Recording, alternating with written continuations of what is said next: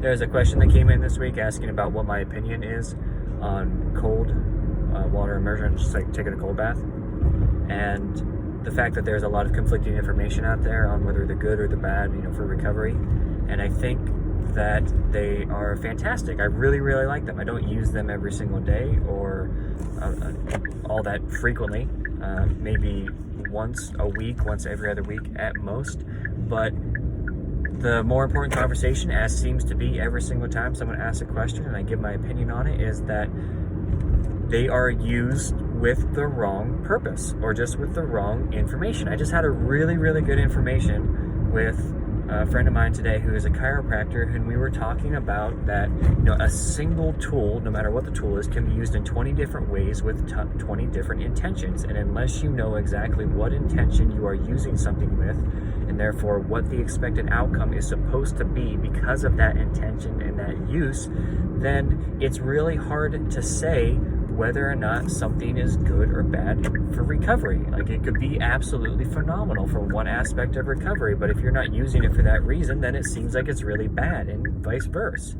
So the thing that becomes important to start the conversation about a cold water immersion or an ice bath is that it is a phase 3 form of recovery, meaning that you are taking an outside stimulus, and it is something beyond anything that you could do for yourself. So you are never going to be able to replicate that level of cryotherapy on your own. You can't do it. Now, it's not phase 4, which is where you start getting into things that are beyond anything that nature can produce.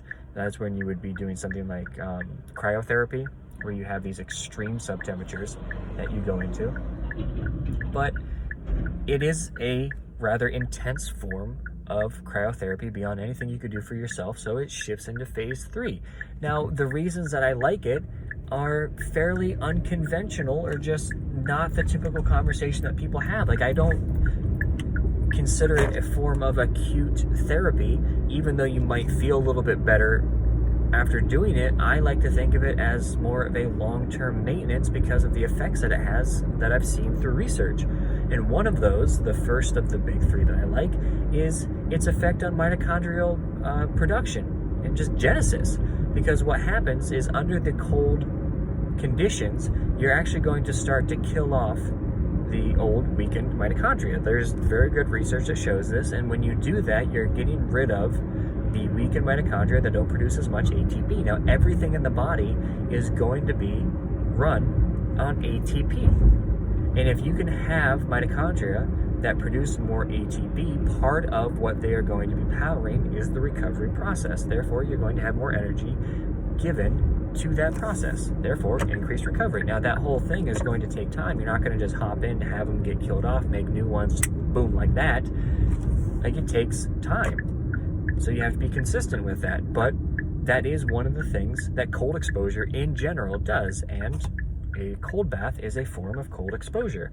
You have a lot of research that looks at how swimmers have incredible fat loss, and part of it is the thermogenesis process that comes from being in cold water for such a long time. And yes, you have a lot of caloric burn that takes place because of these really long workouts that swimmers do.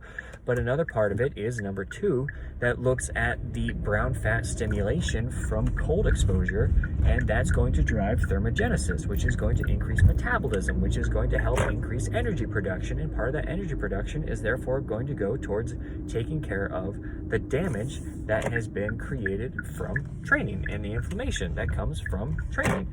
Now, speaking of inflammation, people will look at that and be like, well, you're doing ice and it's helping out with acute inflammation. And I don't like that, because I've talked about how I feel in relation to using ice to deal with acute inflammation and the anti-inflammatory effects of it. And that's a different topic for another day that we've already had before.